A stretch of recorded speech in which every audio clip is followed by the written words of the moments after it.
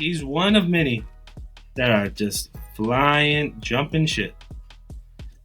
It's wild, but hey, this type of stuff happens.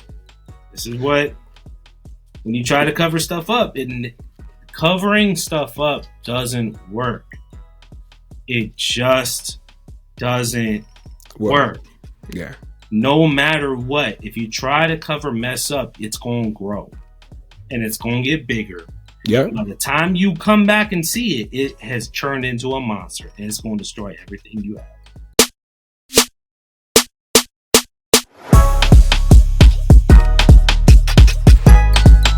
Okay, I'm about ready to address the elephant in the room here. And I want to talk to you. So many people have asked me different things of that nature. And I got up this morning to come do this. And the Spirit of God said, I want you to talk about this. I said, okay. When I told Kathy, she goes, ooh, she get a little nervous. I said, you ain't got to get nervous. St. John 16:13 follows this boy. Howbeit, when the Spirit of truth has come, he will guide you in all truth. I want to make this announcement. And hear me. Don't judge this thing yet. Hear me out. We are no longer on the network of Daystar. We went off, I think, George, if I'm not correct, he's behind the camera. The 22nd, 21st of December was our last program. Stop. Why? I know what you're thinking. Don't think. Pull that slate out. It was not because of what's going on at Daystar. The scandal or whatever people want to call it. It was not. Had nothing to do with that. I can't say that hard enough, effective enough. I like Tony Lamb. I like Doug Weese. I like Susie. I like Jonathan. I knew them kids. I met them when they were little lambs. Little Lambs is crazy. Little Lambs? Hello, everyone. Welcome to another episode of Level Up with Larry and Leo, where we turn trials and opportunities and dreams into reality. My name is Larry, and this is Turns Up Leo. Leo, we got to talk about Jesse Duplantis. Jesse D. Bro, I don't know Jesse well. I have, like,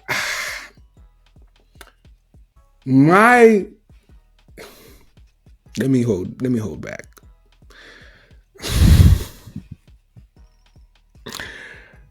Jesse's claim to fame is being rich off Jesus. In our comments, I've seen snake oil salesman thrown around quite a bit. And that would basically, a lot of people consider Jesse a snake oil salesman.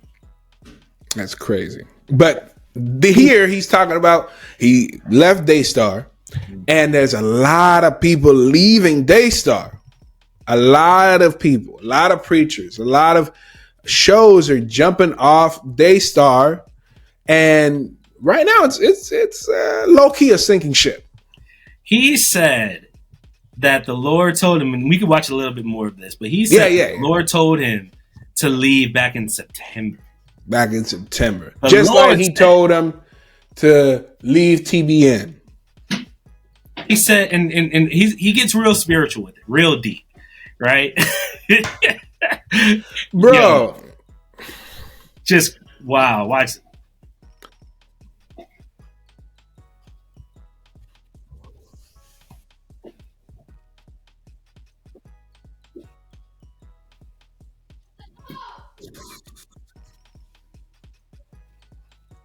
Stop. Hey. Hey, bro.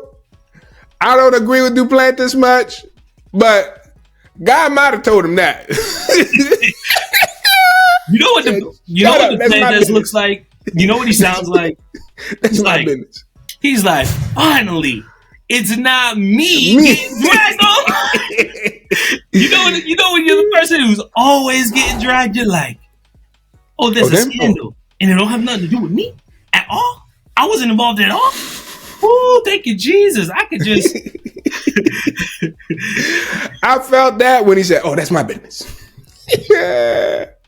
But all seriousness, though, let's continue. I like that granddaughter. I don't know what's happening. I'm shocked. And I don't think you do too. There's a lot of accusation in your window. It's going to eventually come out. And I asked the Lord about it. He said, that's my business. And I'll take care of it. I said, I'm yours to command. So it wasn't going off because of that. I didn't know that happened. And that stuff was happening until, 2 weeks ago, 3 years ago, whenever it kind of came up, whatever. I took my program because of St. John 15, verse 2. Every branch in me that beareth not fruit, he taketh away. And every branch that beareth fruit, he purges it, that he may bring forth more fruit. I do very well on Daystar. Partners and everything. You don't want to cut something off that's doing well. That verse says, cut it, so it'll bear more fruit. I didn't want to do that at first. This happened about 6 months ago, 6 months ago. I just sitting in my study on, and me and God had some great conversation about it. I was going to just, meditating on the word, just kind of like, and he said, I want you to go off of Daystar. He said, remember when I told you I want you to go off of TBN? Oh, Lord. And I thought, well, Lord, what about my wonderful partners? He said, they will follow you. And I want to tell you something. When I went off of TBN, they didn't take me off. I went off. I grew by 30%. Interesting. He looked at his books, not the 66 of the Bible, and was like, okay, my partners aren't growing as well. This is how I perceive this going. My partners are stable, but they're not growing at a fast clip. And I'm having to do this expenditure. Spending a lot of money. Mm-hmm. It's basically just like if you're running ads for a business online, it's just like ad spend. Yeah. Like, because you're spending to be on this network in order to get partners and get people to donate and get people to pay you tithe and visibility. Like, is Daystar really getting you more visibility than YouTube and Facebook is for free? Yeah. So now you take that overhead, and let's say only 70% of them come over to watch and contribute and keep their commitment that they first started on Daystar. Yeah. Who knows what your overhead was, your contract was with Daystar? Yeah. He said when he left TBN, he grew 30%. That's taking out the expense of having to be on TBN. And even if you lose a little bit, you're still making money, man. Come on, bro. Don't tell a businessman that you spiritualize this thing. You don't need to spiritualize it. I know we're supposed to be talking about Daystar, but come on now. Don't try that. 15. Come on. The Lord, when it bears fruit, you prune it so it can bear more fruit. Mm-hmm. You gotta love it. All right, let's see what else you got to say. I said, and it's never stopped. Never. And all those years, I don't know how long I've been on TV, but good while. Okay, now watch this. He said, I will do the same thing on Daystar as I did on TBN. Your partners will follow you. They will find you. I said, they're my extended family. Did I want to go? No.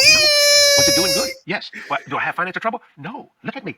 You're looking at one blessed puppy here. I am one blessed ministry, one blessed couple in terms of finances. That's why I get criticized so much, Do you know Jesus was blessed too? That's why they got mad when he ate a sandwich. He's nothing but a glutton. If he drinks some of your wine. He never had a financial deficit. And Ephesians 5 verse 1 says, be ye therefore imitators of God and do Yo, the close up on him. The close in, the push was zoom wild of his wife looking down. Of Sister Duplantis. She's just like, dude, can you shut up, please? Please. He's almost embarrassed about the money. She's like, yeah, we got a lot of it. That's and when you say loaded, they are loaded. Yeah, from a lot of it from people who have very little. That's the way of the world, bro. But yeah, so he's leaving Daystar. A bunch of people are leaving Daystar. We know that Duplantis is saying, I'm not leaving because I'm finding them deficient morally. I'm leaving because I think I'm going to make more money. Make me money. Y'all might have talked about it. I'm leaving because I'm about to ball out even more. I believe they probably talked about it in September. Like, do we really need to keep spending all this money with Daystar? Like, are they really? Hey, I ain't gonna doubt that. But I'm saying that you're standing 10 toes down. Saying as soon as all the stuff popped off, then they're like, and he was like, you know what? Now that kind of pushes what I was already thinking it. But yeah, we'll just go ahead and we're not gonna renew. That's one of those things, man. Like, from a business perspective, basically Daystar is basically a media company. Like, you're providing exposure and platform to these different ministries. Yeah. And when ministries go through their books, they always are like, hey, do we really? It's always like, where can we cut expense? Yeah. What's not working? And that's always going to be a discussion. So when y'all have some mess like this pop off, a lot of people who are already, it just it's a distribution deal, and less people are going to watch, which means you're going to be able to get into less homes and get less people to commit, and you're not going to grow your base because Daystar is basically there for distribution of whatever message you got. And once you've reached the max of your market share, then you have to ask yourself, okay, is it still worth that same expenditure when I can do the same thing on a different platform for free? That not only will I get sponsors from the platform, but I will also get paid from the platform when the platform plays ads on my You have to convince videos. When you're doing something, when you're an organization like Daystar, you have to do a good job of convincing your partners of why them being on your platform is worthwhile to them. Yeah. And I guarantee you, Joni is not as good at convincing them as Marcus was. He probably doesn't have that same level of skill because he built it. Like when you build something, you're able to, you kind of know how to have those types of conversations, like those subtle nuances. You kind of understand how to convince these big players to jump on the platform with you. So it definitely seems like this entire scandal is just. Oh yeah. I'm not leaving. I'm just fascinated. I'm kind of fascinated to see what they're going to do as a result of all of this. Like, what is their plan, right? Like, I could see them going after guys like Marcus or YouTubers, people with big platforms that can kind of draw some attention. But when you're talking about television network, that's a tough sell nowadays. Regardless of if there are still people watching, it's still it's a heavy very overhead. Heavy overhead. But there's still a demographic that loves that, and they're not on social media. So but even you're good for another generation. Can you still? Yeah. Let's just see what else he had to say. So I said, well, if he don't, I'm not. Then get ready for the church world. What do you think you are? Well, what this Bible said. So what he's done, he's purged that branch so it can bring it forth more fruit. Mm-hmm. Do you see what I'm saying? So now people want to know what I think about all that stuff. I don't think about it. I pray about it. Yeah. Did you hear what I just said? Because when you think about it, you open up your thought processes to anything come flying in by someone's innuendo, some this and that and all that kind of stuff. I pray about it. I don't doubt that Jonathan is a fine young man. Susie, fine young man. But I like Joni too. I've been knowing him all these years. And I met Doug Weiss, how he said that many years ago in Colorado. Do you understand? I pray about that. I don't think about that. Because when you think about that, you get in the flesh on that kind of stuff. You begin to want to take sides. I pray about it. Now, if all this stuff happened the way some people say, if you live in Louisiana, you're going to jail. If that molestation is true, I don't see how that can be in my mind. Now, I'm going to think for a second. How can any man want a child? What can a child do for an adult? You got a problem here. That's satanic. See what I'm saying? See, but instead of trying to think about that, I cut it off and I pray about it. And I pray this, Lord, work all this out. Heal everything that needs healing. Fix everything that needs fixing. And I know it. But the direct insult or direct access is Satan trying to destroy the body of Christ. Because if he can keep us all fighting each other, he don't have to fight us. Now, why do people make mistakes? Why they sin? They think about it instead of praying about it. It's a good statement. Yeah, you see what I'm saying? So, I mean. Back to that statement, boy. Yo. That was wild. How he felt like he hit a bar. How he just went into that whole deal was kind of crazy. That it was like live. Him just, how can anybody get with a child? Like you kind of went dark for there for a little bit, Jesse. But then he said, "Don't think about it." He must have thought he's a classic. He's a classic, man. That's one crafty little guy right there. Like he is one, and he got the Louisiana accent. Like he's got the whole deal. He's got the televangelist Riz. Oh yeah, full of charisma. crazy. Boy. But I mean, he's one of many that are just flying, jumping shit. It's wild, but hey, this type of stuff happens. This is what, when you try to cover stuff up, covering stuff up doesn't work. It just doesn't work. Yeah. No matter what, if you try to cover mess up, it's going to grow and it's going to get bigger. Yeah. By the time you come back and see it, it has turned into a monster and it's going to destroy everything you have. And this is classic. 100%. And I want to say to